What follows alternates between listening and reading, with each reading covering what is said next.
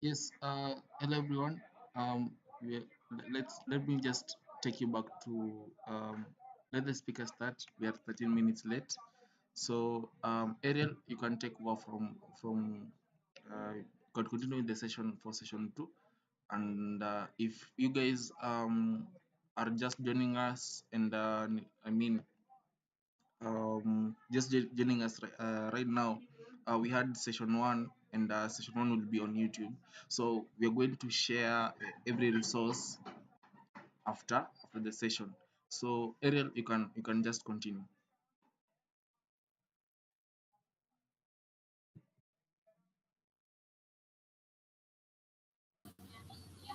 Okay, so good evening. Today we'll continue where we left off last time, but today will be more of practical. So I don't know if all of you were there last time, but the last session we simply introduced the idea of an operating system, the process of the boot process. Then we saw what it takes to get something running on the machine, the metal. So today we'll just do it practically. Okay, so we'll start simple, just get it to boot, then see what can go wrong. Then from there, probably we'll add some few features, probably write something to the screen, a letter, then probably can implement something like a print. Then we'll see what it takes to transfer control to a C program, and then probably write the entirety of our operating system using C. So let's start. Along the way, if any question arises, just feel free to raise your hand or start talking. So I'll just call this assembly file start.asm. Then the previous day we said that execution will be handed off to us at a specific location. So we need to tell the assembler to load our code at that specific location. So that location last time we saw it was 0x7600. That's for Intel. So another processor can be different, but for us, this is the location. You don't need to cram it. There are specs which specify the exact location.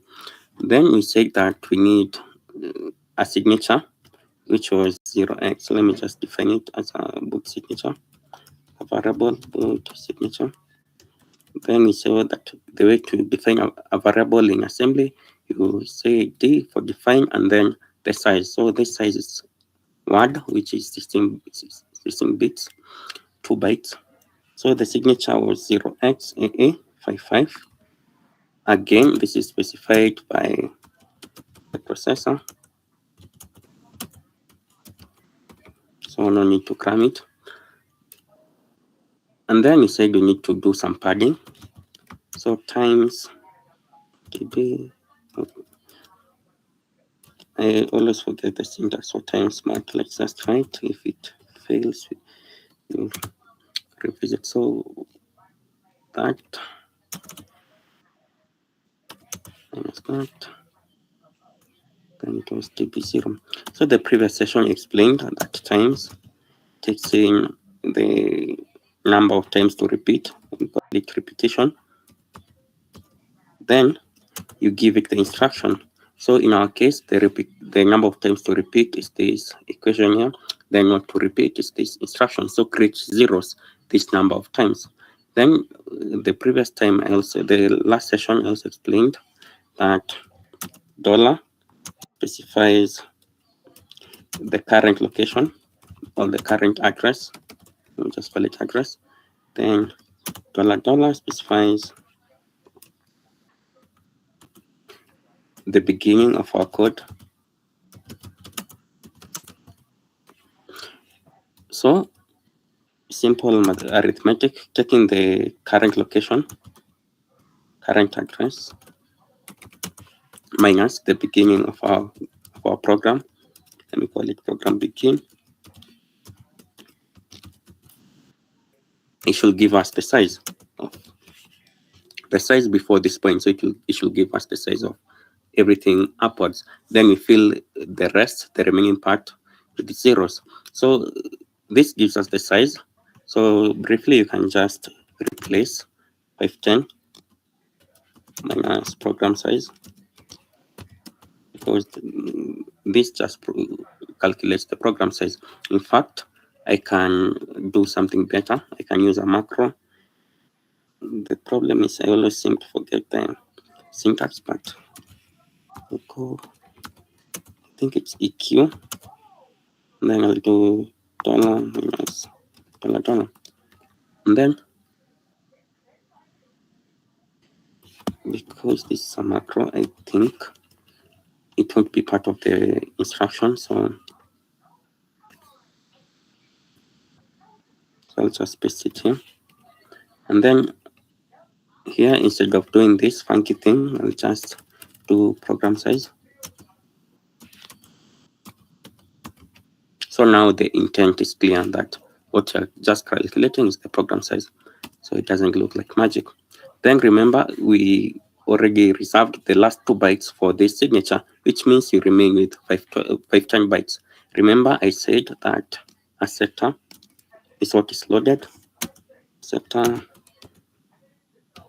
and it has 512 bytes. So if you minus the 2 bytes for the signature, you remain with 510. Then 510 minus the program size, 510 minus the program size gives us the padding, the amount of zeros to pad. So let's call it padding. So even better, we can do, that's another level of abstraction. We could call this padding and then define it. So we can just call padding, then say EQ, then do 510 minus program size.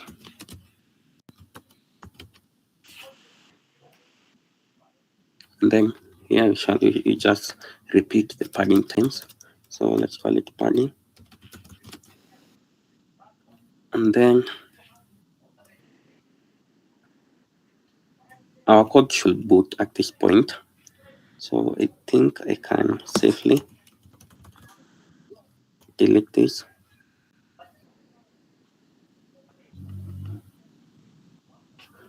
Let me leave it for now.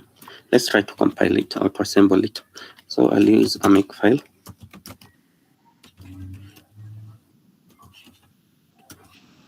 So what we want to generate will be this.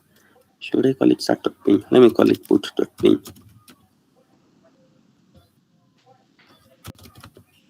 Then the input file will be our start.assembly.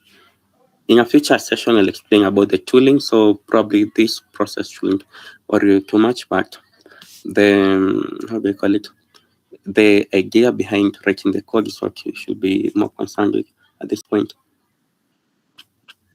Okay, so then you need to do imagine, and we pass this flag to tell it that we want it to be binary. Is it called binary? Let me just confirm. The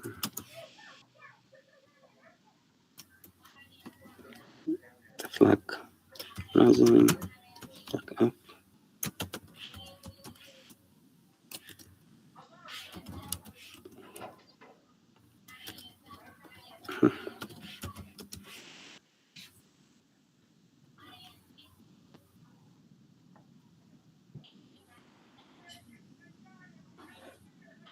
F format.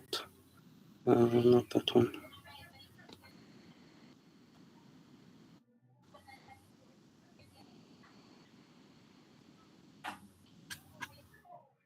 Yeah, bin. Okay. So let's go back and try to compile it. So tag F, not binary, it should be bin. And then the input is start.asm. The output is boot.bin. And then let's try to make. Okay. So we have these errors. Table or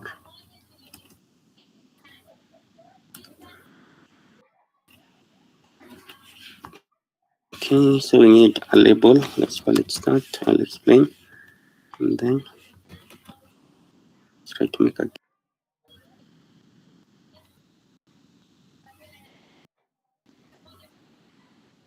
line 11. Oh, I see. In this one. So the comment format, the comment syntax for Nazim is a bit different. So they use semicolons. That's why you're getting that error. We'll just do that, and I think it will now work.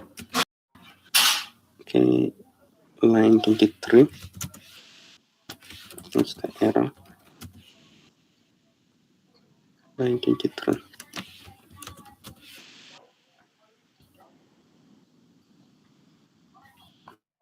Okay, yeah.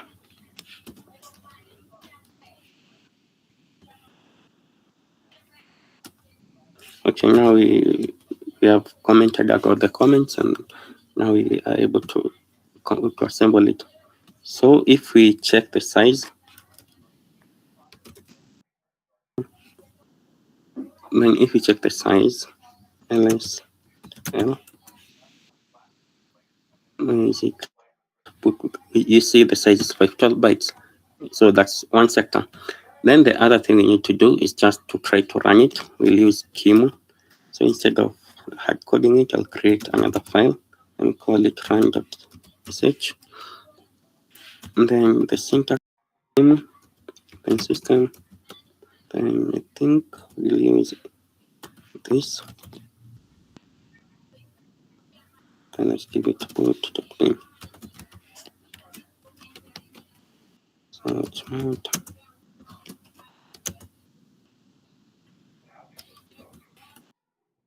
So now if we try to run, let's see what happens. Oh, you can't see it. Okay. So let me just. Can you see it? Have I shared my whole screen? I don't think so.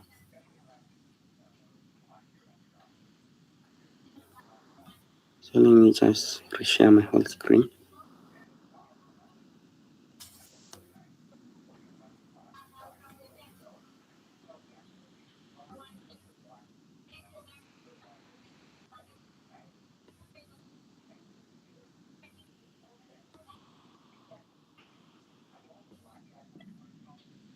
Mhm.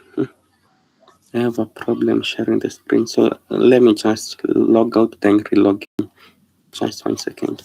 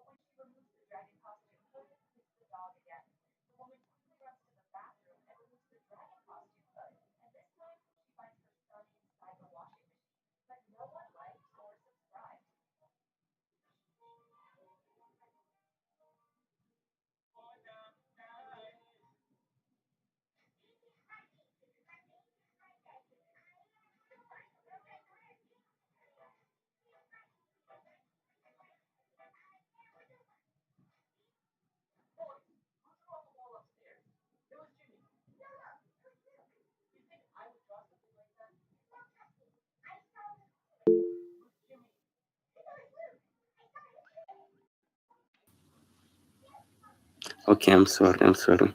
So I hope you can see my screen. So I was saying, when I was on mute, I was saying that now if you run, we can see, if you, okay, let me go back. So this is the signature down here. If you run it with the signature, the correct signature, then let's make it, and let's run. Okay. So you can see it says boot from hard disk and then it hangs, so it doesn't crash, which means maybe we have gotten the access or we're executing our code. So let's try to change the signature, do something else. So instead of 56, you can do even 78, anything different. And then let's make, now if you run it, it should crash. So you see, it checks the hard disk, it doesn't find a bootable disk, floppy, CD. Then lastly, checks the network, and then it will say no bootable devices, nothing to boot. So you can see them says no bootable device. So which means we are successfully booting our operating system. So let's just go back. Now I think we can remove all this. Then let me remove this. Let's return the correct signature. Okay. So now the thing you can do at this point, you can just jump to this location. It just means loop forever. But of course, probably we want to do something meaningful. For example, maybe you want to write a character to the screen. So the way you can do that is using the BIOS. So let me just give a brief overview of what a BIOS is. So BIOS is a type of firmware. You keep forgetting. BIOS firmware. So the role of a firmware is to provide at least some functionality or some interfacing with the hardware. For example, maybe it might allow you to write to the screen, or maybe get input from the keyboard before you write your own drivers. So the same way operating systems have system calls, basically a way to request a service. For example, if you want to write to a file, you'll call maybe write, and then write will call some other level function which will request the service from the operating system. So BIOS has a similar thing, which are called ISRs. I think interrupts service routines, I think. So what this means is BIOS offers a way for you or for your code to request a service. For example, you have an interrupt called 0x10, which stands for video services, which allows you to write a character to the screen, among other things. So we'll use this. So the syntax is as follows. We have, I think this is probably the right time to talk about registers, but bear with me for now. So we have to move AH0x0.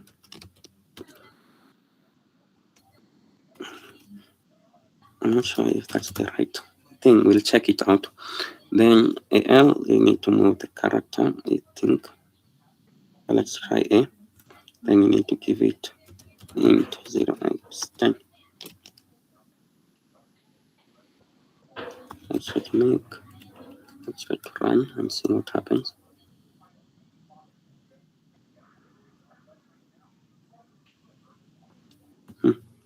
Don't boot.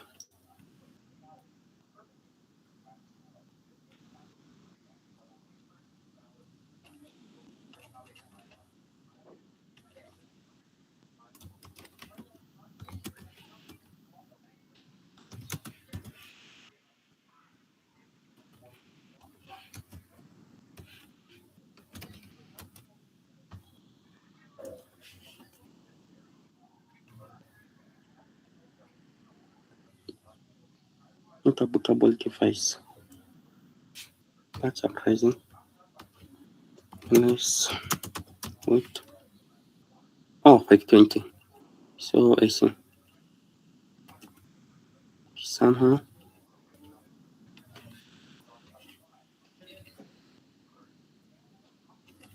padding 510 minus program size.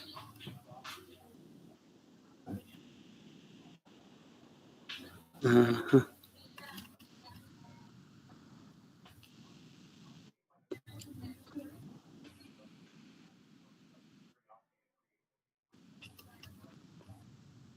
I think we'll just do this manually here.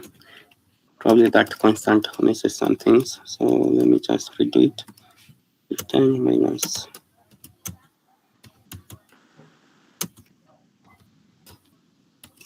And then I'll comment this out so that for reference you can just check it out and remember that dollar minus dollar simply gets the size of the program. And I think after that it should be fine. Let's check the size. Yep, the size must be 512. So at this point, if you try to run, it should run just fine. So you can see the A printed. It's small, but I hope you can see it. Scroll out.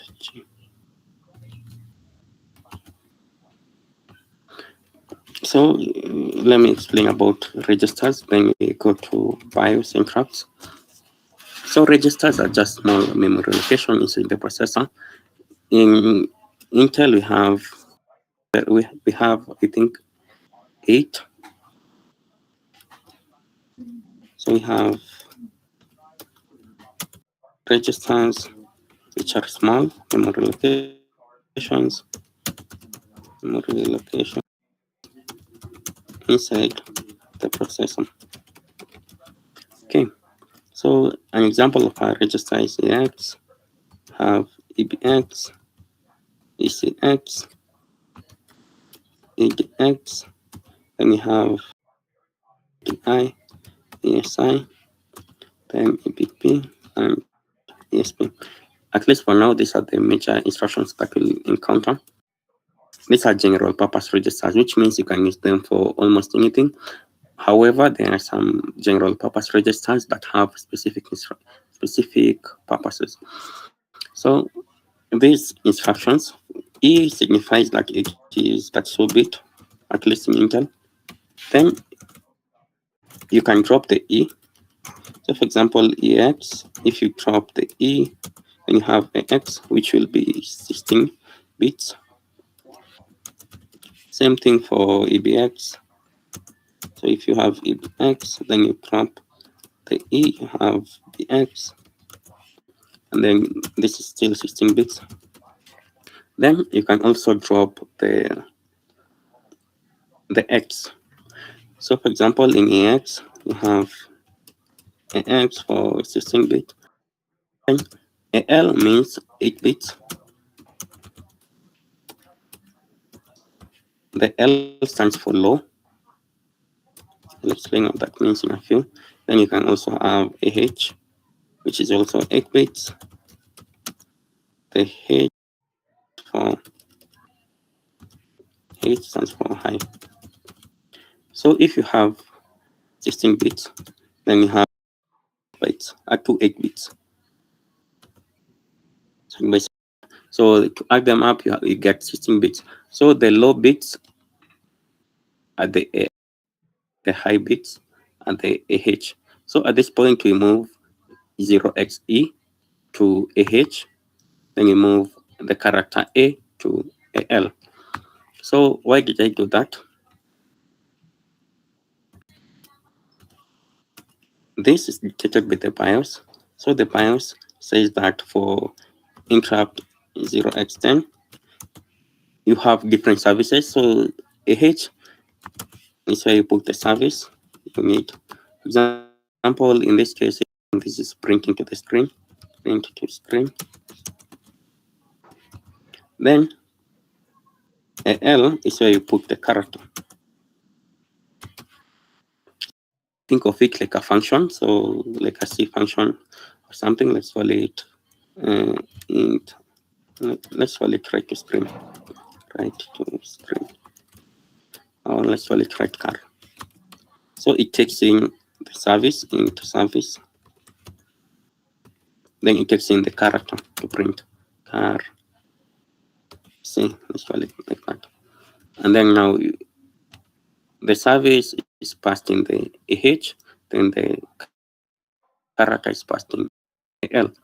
So another way you can check it is probably going over and browsing BIOS interrupt.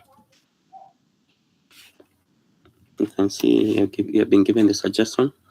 So go to Wikipedia.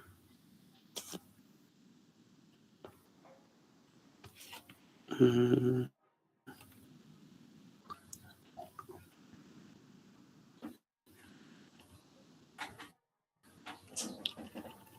So you see there are different function codes which I call services. For example, you can set video mode, you can set text mode, cursor shape, cursor position. So the code you put in AH determines the functionality. What we care about at this point is just printing to the screen. So it is 0x0e. I don't see it. Oh, I see it. Yeah. So this is teletype output, which means AL specifies the character, behavior the page number. I don't care about that. This color, we also don't care about that. So the only thing we need to understand at this point is BIOS has services and it specifies where to put data. So in this context, H represents the function to call, then AL is where you put the character. A good result is this OSTF wiki. So what you can do, network is kind of slow.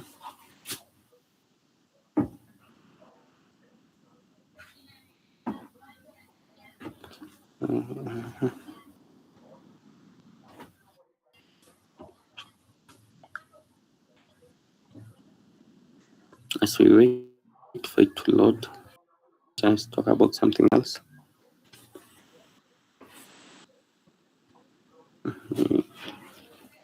So it says BIOS offers generalized low-level services to early PC system programmers, blah, blah, blah. Then the BIOS services are still used, especially during boot up under open named BIOS functions. So as I said, you can think of this as a function that just takes in the exact function, then the character. So let me rename this instead of service, call this function code. Okay.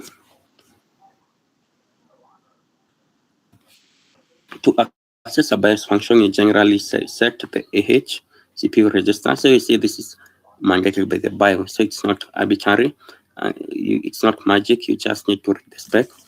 Then the AH combined with a particular interrupt number requests a specific BIOS service. Then int 0x10 is for display functions, graphic things. Then 0x13 is maybe for reading from hard disk. 0x14 is for serial ports. 0x16 for keyboard. We won't deal with BIOS that much, but for this first session, I think BIOS is the thing to do. So the other thing we can do,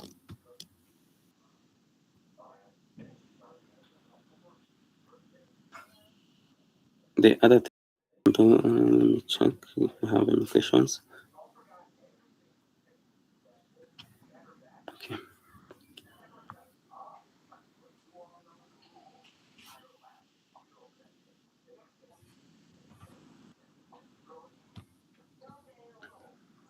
Right.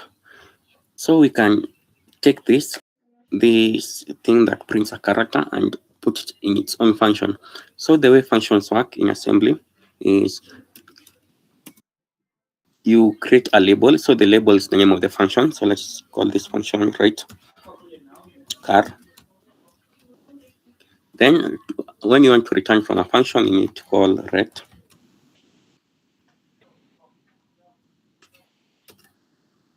So it's similar to how you call return in high-level languages, but in assembly you use ret, at least in Intel.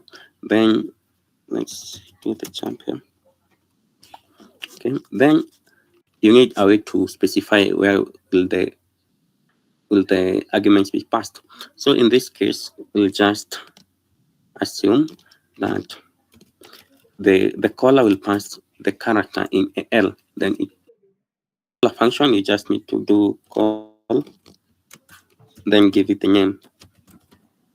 So in maybe in C, we'll have done something like write R, then giving it a character, let's say E, like that.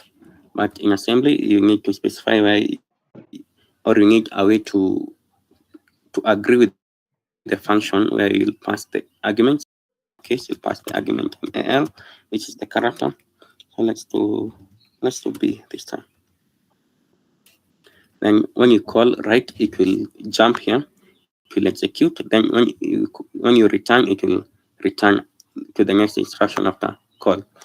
Okay, so let's try to compile this. No error, try to run. Let's see what happens. The B printed, although it's maybe small. So the next step is probably to use a function to print a whole string instead of character. So the way we'll do that is something similar. So we'll do write string, and then this time we'll call write char. But then we need a way to be passed the string. So let me just delete this, and probably it will be easier to explain after I've done it. So how will I do it? We'll move the string inside. No, PBX is used. Let's move the string inside.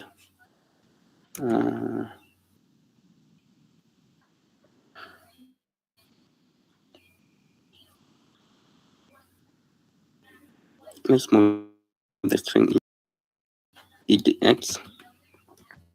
So let's give it a test string. Hello. Let's call it string. And then to define a string, we need to do something like the name. Then we do define, but strings are bytes because they are characters. Characters are around 8 bits, so 1 byte. So you need to do define byte, and then you give it the string. So let's just call it hello world for this first example. Then you can do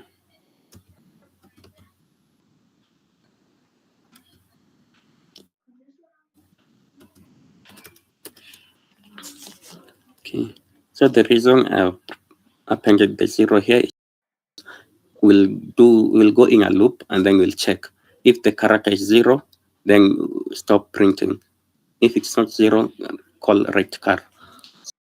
Move inside DTX that. Then we need to do something like call write string.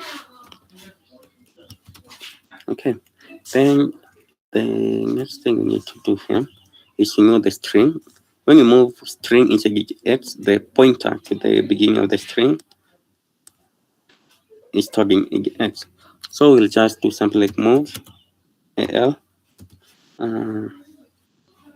This will be tricky. But I'll explain what I'm doing now. Right. Oops. And compare. So we'll move. Essentially, we're moving the first character inside AL.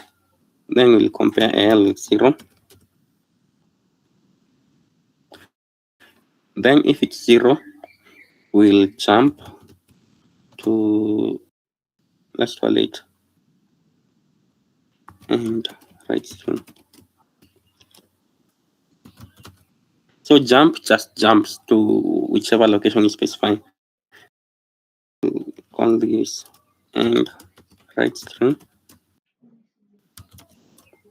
And then we'll do the ret. So if we encounter a 0, we know we're at the end of the string. So let's just return.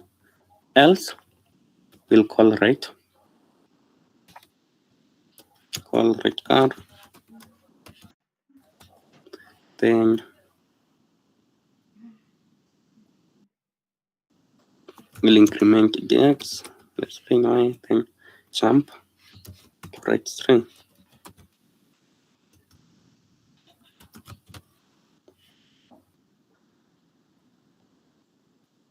I think let's just try to make it and see if it crashes. Okay, nothing happens. So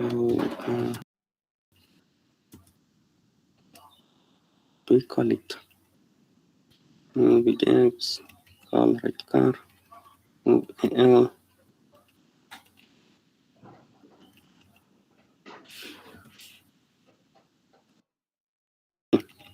This should have been jump equal. Let's make again.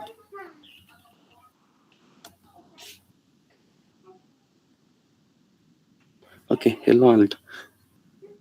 So let me explain what I've done so far. So when you call move on a string, it moves the pointer to that string, not the whole string. So at this point, we have the pointer to the beginning of hello world. Let me just make the string bigger so we can see the whole thing. So at this point, the x points to the beginning of this string, so it points up to h. Then when you want to read from memory or from a pointer, you use these array brackets, and then you need to specify the size. So we need to read only 1 byte from that location. So we read h. Then we store that in AL. So remember the syntax for move is source goes inside destination. So destination comes first, then source. So it's more like an assignment. It's dst equals source. So AL equals byte edx. And then you compare the value in AL with 0. If it's 0, then you are at the end of the string. Remember, C strings are null terminated. So that's why we do this check. And then if it's at the end of the string, we just jump here, then return. So the execution goes there. Else, we call readCar. Remember, readCar expects the character in AL, but we already set it here. Then we increment x. So when you increment x, you just move the pointer to E. Then we jump to right string again, which will read E inside this, do the same thing, then increment to L, then to L again, then to O. Finally, it will reach here, then it will encounter this 0, and then we'll exit. So at this point, you can print any number of strings you want. Let's just try to print another thing. Let me call this string 1. And let me call this string 2. db.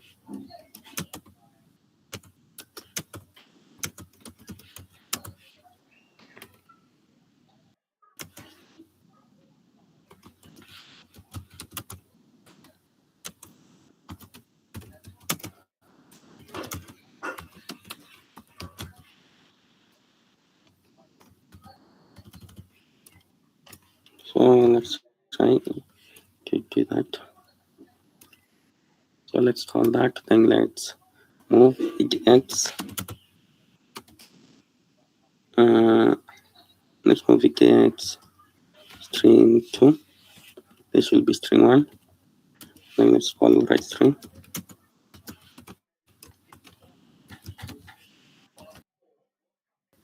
Let's try to make.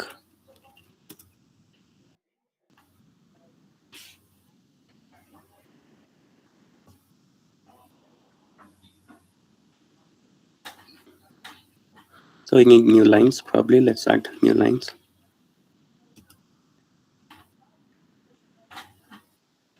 I'm not sure if you can add new lines like this, so let me just try. But I think the way to add new lines is 0xa. So the ASCII representation for this \n is 0xa, which is just 10 in decimal. So let's just try it. Let's see. Make, run. So you see the \n hasn't been interpreted, so which means you just need the 0xa only. Okay, so let me just remove this.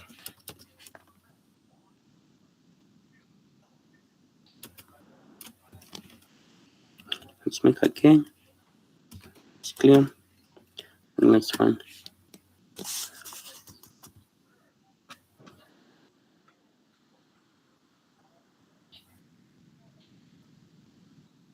Something is actually wrong with this. So what is it? Oh, I think I know what's wrong. The thing that's wrong is because I think we haven't included the zero.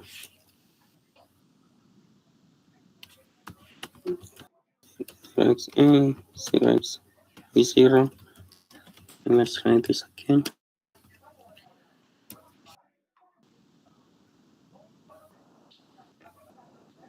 So now we are only printing hello world, then we are live. So the only thing to have a tab.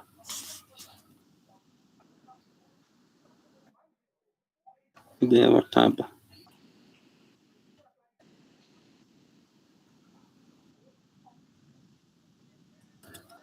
Mm-hmm. It's not that important, but let's try to look into it.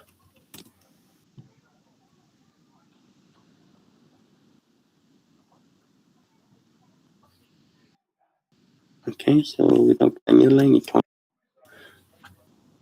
no tab. Maybe 0xa isn't there. Let me just check.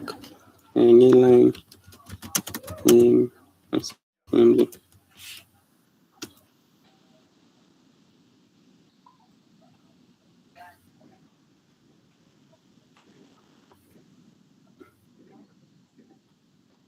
Zero x0a. So it's the same thing that I've written.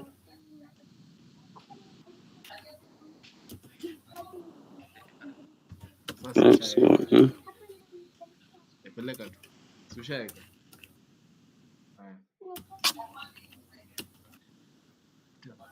Pita weka maji kwa I think I just stuck with that tab. I don't know why.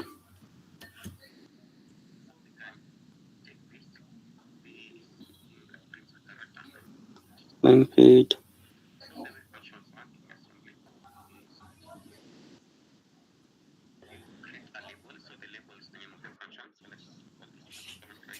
No, probably let's do bias.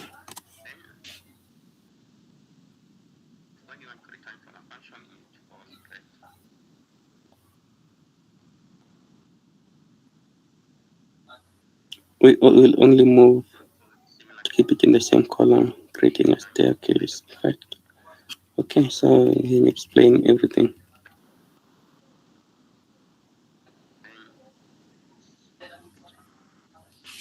Okay, we can live with it because we won't be using BIOS for the longest. Okay. So do you have any questions up to that point? We can now print to the screen. In fact, at this point, we can just maybe create another function. Let's call it print. Then it will just call write string.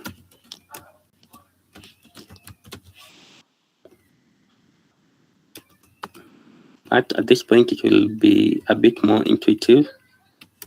So instead of write string, you'll just as if it's a normal program.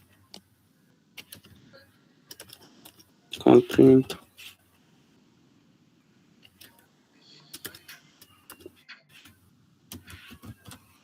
And let's see if that works. Make.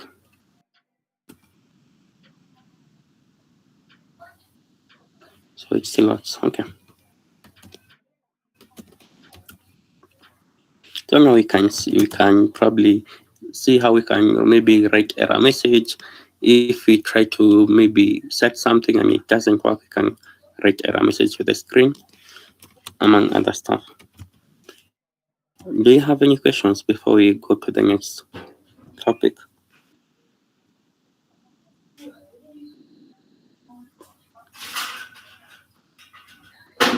Okay, so let's assume we're all good.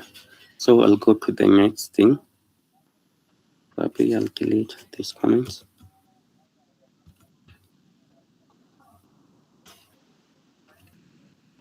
So now these prints aren't exactly useful. Maybe I can delete it. Then you can also delete this.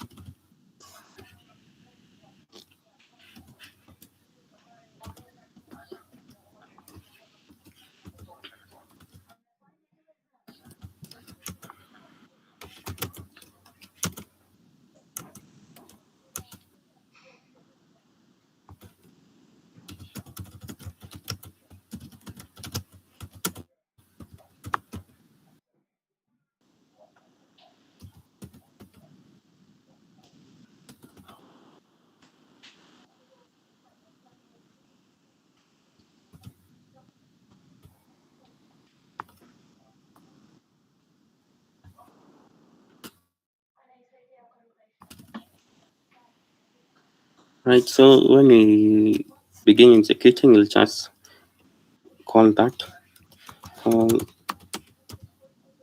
print to print begin booting. That means if we don't successfully won't see the message, it will be an indicator to us. So let's call it boot begin. Then we'll call print. Okay, let's test it. Look, let's run. So you see we are beginning booting the kernel. Okay, I want to make another change. Run.sh. Instead of typing make all the time, let's make this call the make, and then when we run, we'll just make and then do everything. Okay. So the next thing we need to do, I said the role of the bootloader on the first stage of the operating system is to, let me just write it up here. Collect information. We haven't done any of that. Book the system in expected state.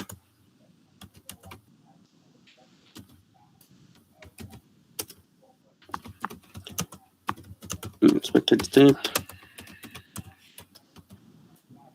And then call the C code. See, we haven't done any of that. So we won't collect any information at this point, but we'll do it in a future session. Today, I just want to put the system in expected state. So a brief overview: when an Intel processor boots in 16-bit mode, it's also called real mode. So which means we can't do any fancy thing that is in 32-bit mode. So the first thing, one of the things that putting system in the expected state does, putting system in expected state, it must switch to 32-bit mode, which is also called protected mode. And then if you want a kernel to be 64-bit, you'll have to switch to 64-bit mode. It's also called long mode. So you can't switch from 16-bit mode to 64-bit mode directly. You have to switch to 32-bit mode, then to 64-bit mode. So in this session, we'll just switch to 32-bit mode and then see what happens. So when you switch to 32-bit mode, you can't use the BIOS anymore. The BIOS is only accessible to you when you're in 16-bit mode, which means you can't write to the screen using BIOS. You'll have to write your own drivers and everything else. That's why I said you use the BIOS for long, but it's just useful to know that it exists. So Intel has a thing for how code or software should switch to 32-bit mode.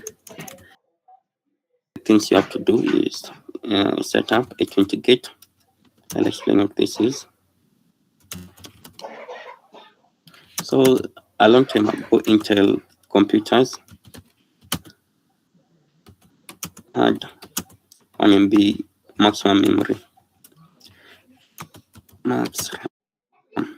So which means you couldn't have more than 1 MB RAM.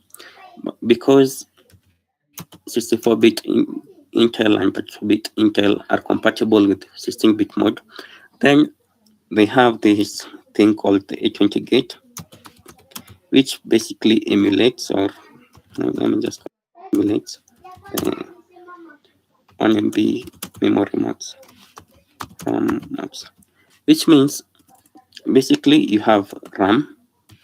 RAM is just a contiguous block of memory. It's like an array, which you can't have a gap. So the 20th bit, which is why it's called A20, is turned off by default, which means the maximum amount of memory can access is 2 power 20, which is, I think, 1 MB. Let me just check. 2, that's it, sir.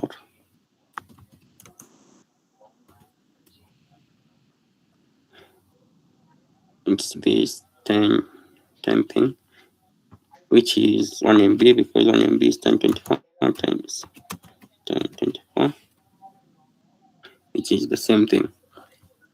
So because the 20th address has been punched or has been disabled by default, then you only have 1 MB. So you need to enable it. Thus, you need to set up the A20 gate.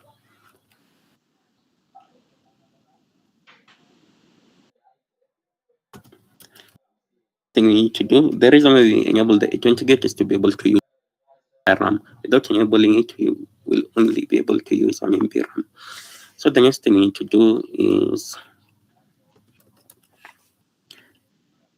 probably set up video mode. I think I can delete this.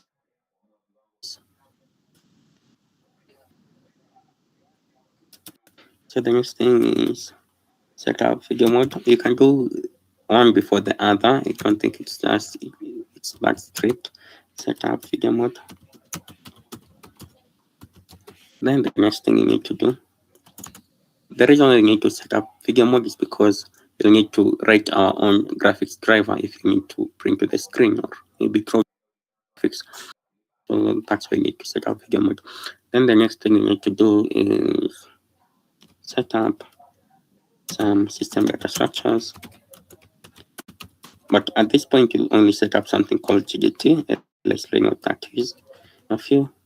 Then remember, you want to switch to 32-bit mode. So Intel has this bit, which is called protected mode bit. When set, then the processor is in the 2-bit mode.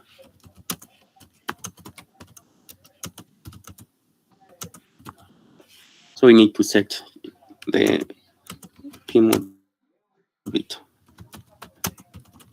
Then finally, we need to do a jump. Let me just call it a jump because that's what it is. I'll explain what that is too. To jump to your 32-bit code.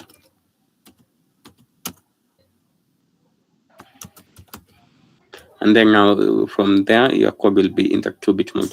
So the way this works is you need to set up the A20 gate, set up video mode, set up some data structures. The important one is GDT, then protected mode bit, then, okay, this is the same thing. So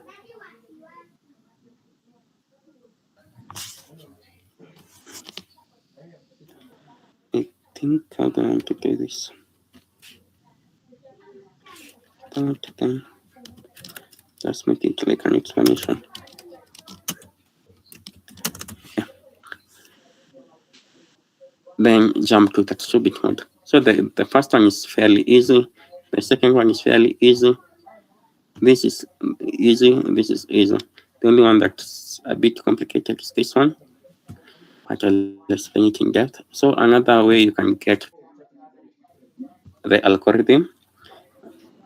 Of course, there are other things you can do, but this is the bare minimum you need to do to be able to execute in that bit mode.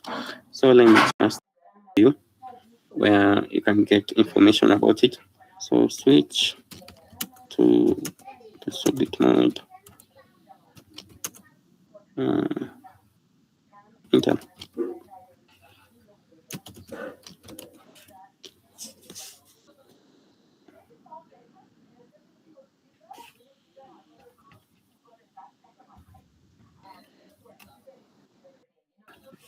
This is in that mark disabling traps, LGT, P, PE bit, enable, okay, that part. So let's use as the wiki. Before switching to protected mode, you must disable interrupts. I think I forgot to mention that. And enable the 20 line, the global descriptor table, which is the GDT, and perform a fast jump. This is enabling the PE bit. So when the CPU is in real mode or in protected mode, defined by the lowest bit. I think there's a question. What are interrupts? I'll explain what are interrupts in a few. I think there's a reason why I haven't mentioned disabling interrupts, but I'm going to explain it in a few. So let's just follow the algorithm. You disable interrupts, ignore that for now. We enable the A20 gate. I think I've given a fairly brief explanation on it, but let's just follow it up. Then load the GDT. I haven't explained what that is. Then whether the CPU is in real mode or protected mode is defined by the lowest bit of the CR0 or MSW register. Can ignore that. Then do they have anything else? Okay. So the A20 address line is the physical representation of the 21st bit, number 20, counting from 0 of memory access. When IBM AT Intel 26 was introduced, it was able to access up to 16 megabytes of memory instead of 1 MB. But to remain compatible with 8086, a quirk in the 8086 architecture, memory wraparound had to be duplicated to the 18. To achieve this, the A20 line, the address was disabled by default. So we need to enable it. That's why we need to enable the A20 kit. There are several ways to enable it, but we'll use the recent one, which is called the fast A20 kit. Okay, we'll come back to that. So let me just explain what interrupts are. For example, if you've used things like events, we call event-driven programming, or in Linux, if you have used signals, they're similar things. So an interrupt is a signal generated by the hardware when a certain event occurs. So for example, if you press a key on your keyboard, that's an event, the interrupt will be sent, the signal will be sent to the processor to tell it that something has happened. If you go at keyboard, what other thing? If you write to the disk, many things are interrupt driven. So interrupts are interrupts. Let me just write it. Interrupts are a way the hardware to tell to /inform the CPU of an occurrence of an event. So remember, because they're generated by the hardware, it can occur at any time. That's why you need to disable them so that they can't interrupt our switching process. So to disable interrupt is simple. You just call an instruction called CLI, but I'll create a function for it just to make it explicit. Disable interrupts. So you just do CLI and you'll return. So in here,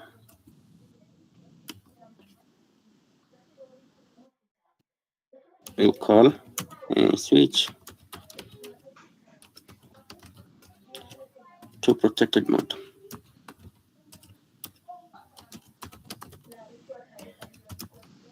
this big, let me call it P mode. So that's a function. So this function will, let's call it switch to P mode. Okay. So the first thing it will do, it will call disable interrupts.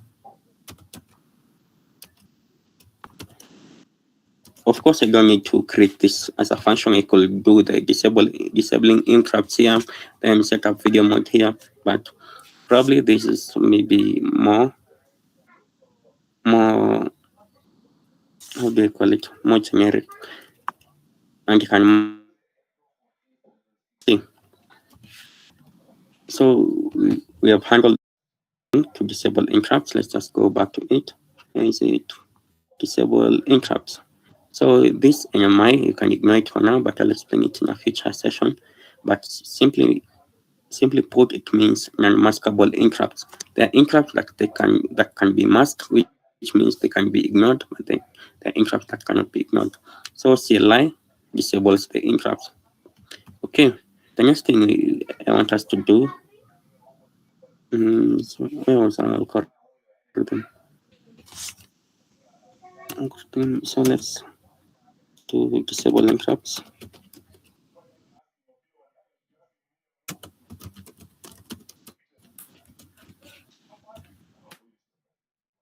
Thing is set up a 20 git.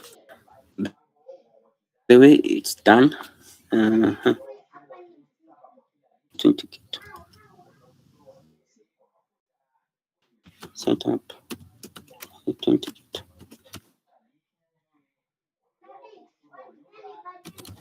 First, 20 git.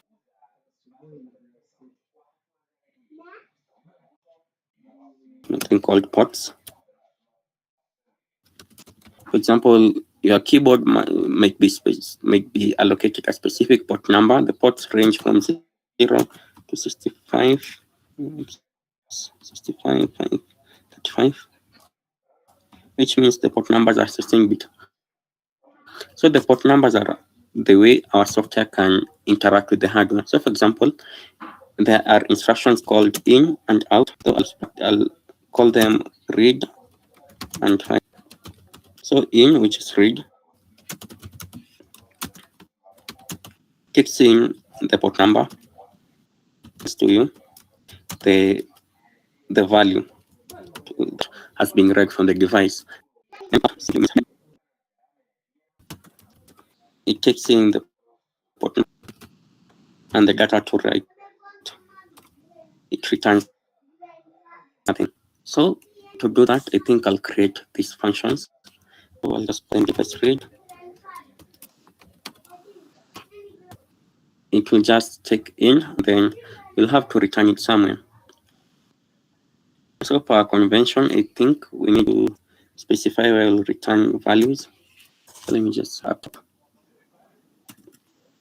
one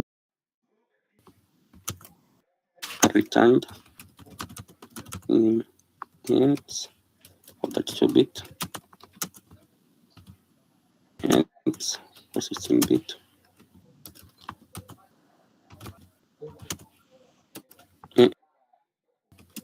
or 8-bit. So now this in and out, they can,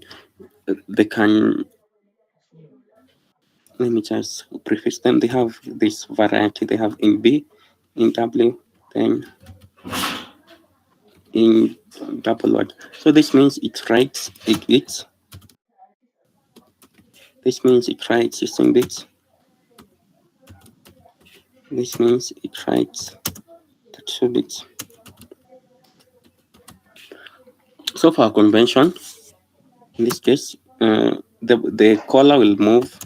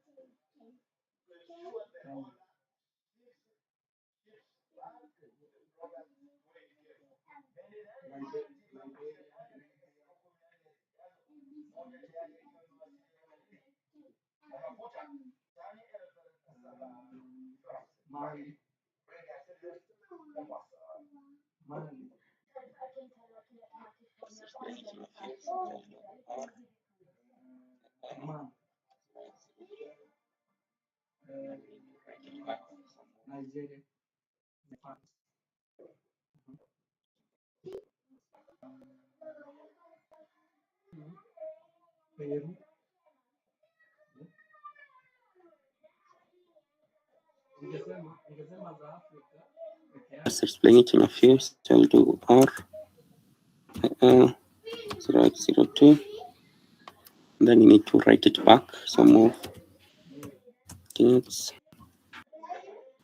authenticate. But the data is already in AL, so you don't need to do anything.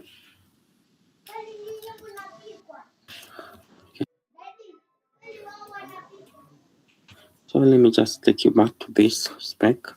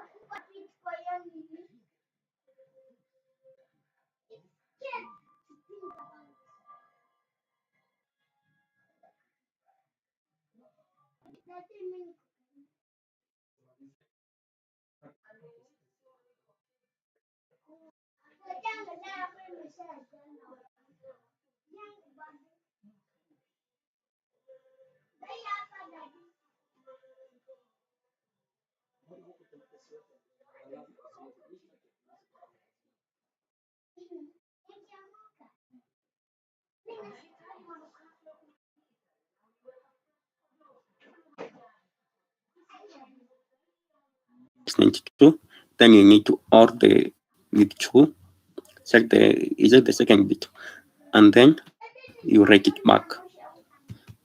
So let's look at the binary representation of 2. 2 in binary. Let me try to run this and see if we have any problems at that point. Error. I see.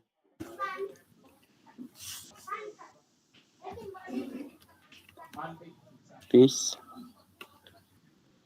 what else? We try to compile it again. 59, 88. Okay.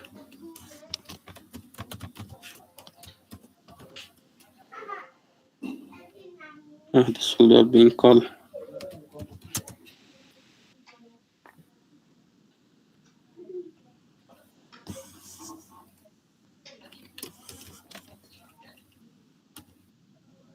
Okay, 20 get port not defined. How do I call it? 20 get. Okay.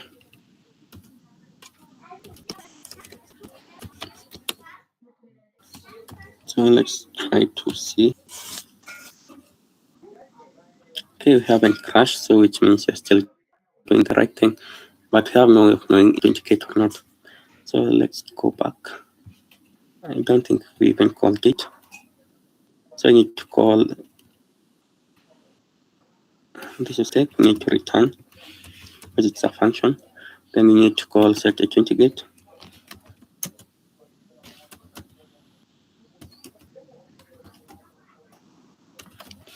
Okay. Then let's return it. Okay. We don't crash, so still we're doing fine. Then the next thing is set video mode. The video mode that will set is simply for printing, no graphics, because you will be dealing with the graphics this time, maybe in a future session or in a future series. Setting video mode is also fairly simple. I think I can remove this. Remove this. To set video mode, we need to call to the BIOS.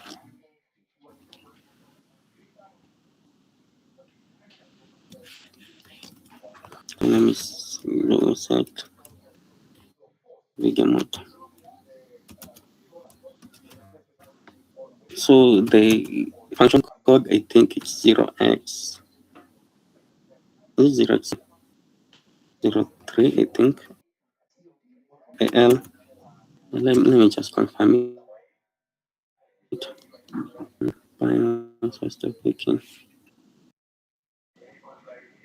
The interrupt is 0x10, but the function code is 0x3. I'm not sure. Oh, I see. So it's 0x02, 00. So this is 0x00, and then the thing is 0x03. So the mode you want to set is mode 3, and you call 0x10, then return. So let's check what mode 3 does for us. 0x, where is it?